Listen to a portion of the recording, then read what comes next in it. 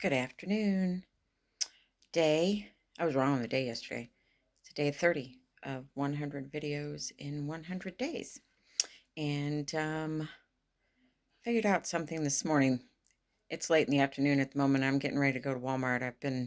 Cody's been helping me do the outside decorating for Christmas. And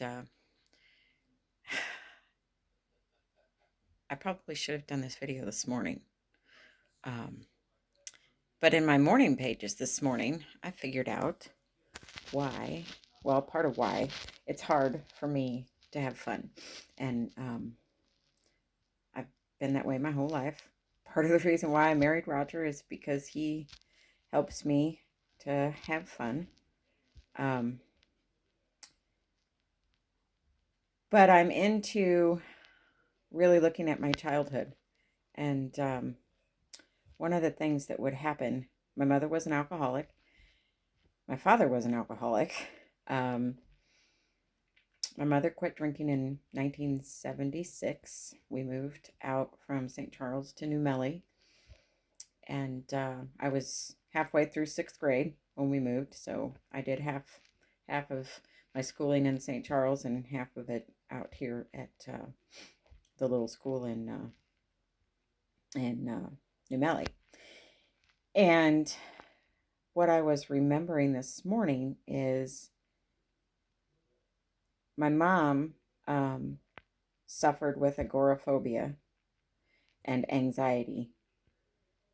And I think looking back at it from my perspective now, my mom had hyperthyroid issues, and she didn't get those diagnosed until she was in her 60s, maybe her late 50s.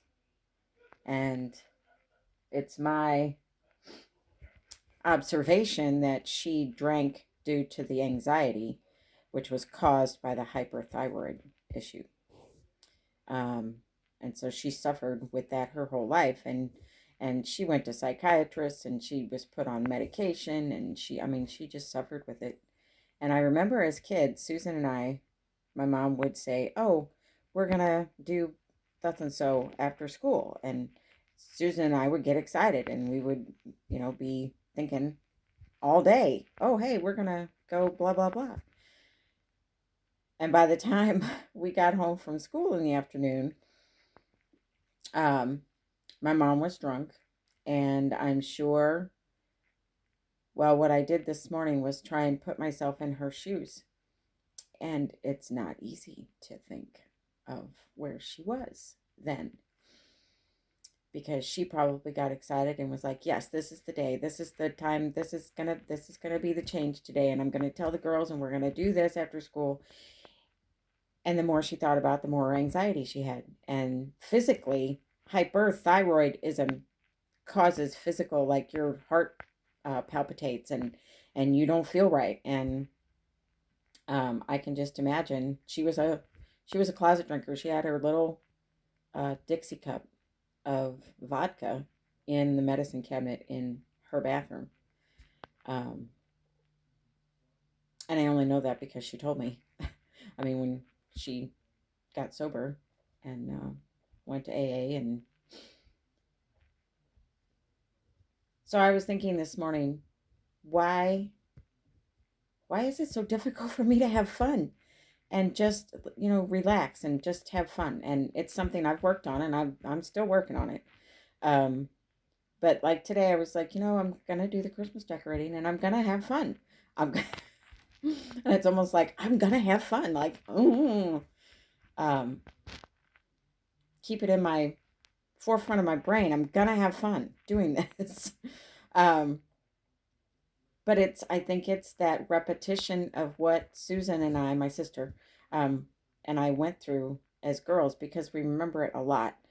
My mom would say, "Oh, we're going to do this." And then we get home from school and she'd be drunk and there's no way she could go. And I remember a couple fights where my dad would get home from work and my mother would be drunk, and he would get mad because they were supposed to, probably on Friday or Saturday, supposed to be going out. And he was like, I'm not going out. I'm not doing this. You're already 3 sheets in the wind or 8 sheets in the wind or 75 sheets in the wind. I don't know exactly. But looking at it from today, I think the tapping that I'm doing and the journaling that I'm doing and these 2 book studies that I'm in just really are helping me deal with my childhood trauma that I have gone through, and knowing who I am today, making different choices so that I can have fun. It's not that I can't have fun, but I realized this morning my conditioning, what happened as a kid, over and over and over. And then pretty soon you just don't believe your mother anymore. It's like, oh, yeah, no, that's not going to happen. Um, and you get jaded and you stop getting excited. um, and I guess, too, with this trip that is coming up that we're leaving on Friday, I was thinking about that as well. It was like, okay, we're just going to have fun. And we always do. It's not like we don't. But there is that trepidation a little bit beforehand that says, okay, yeah. Okay, are we going to have fun?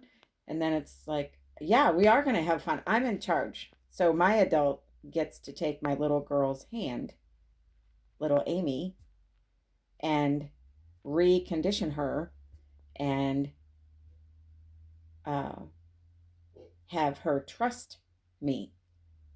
That little girl still lives inside, and I'm learning to grow her up to be a 56-year-old woman. I don't think we need to have those pieces. I think we need to integrate all of the pieces of us, heal the trauma that happened at the different ages, and bring all of them back together to the same party, so to speak, and integrate all those parts. And so I'm reparenting my little Amy. And having her relearn that pattern of trust that got broken with my mom. So when I say we're going to have fun, and we do, and we go and we have fun, and I had fun this whole afternoon, and having Cody help me decorate the outside of the house for Christmas. We can't do much inside because we've got these 4 large dogs still, but there's the outside I can do, and I really enjoy that.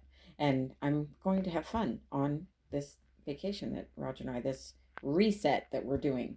And so my little Amy gets to relearn those broken trust patterns. She gets to learn to trust. She gets to say, hey, we're going to get to have fun, and then actually go and have fun.